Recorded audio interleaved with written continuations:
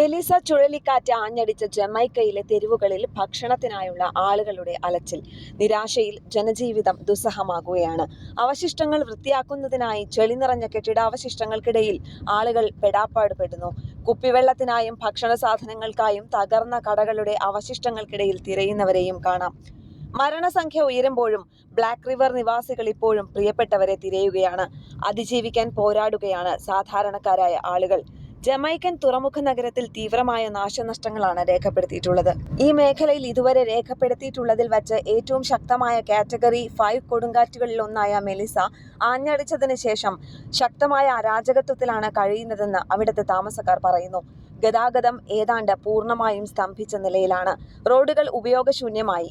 വൈദ്യുതി പുനഃസ്ഥാപിക്കാനുള്ള ശ്രമങ്ങൾ തുടരുന്നു. വെള്ളം പോലുമില്ലാതെ ആളുകൾ ബുദ്ധിമുട്ട് അനുഭവിക്കുകയാണ്.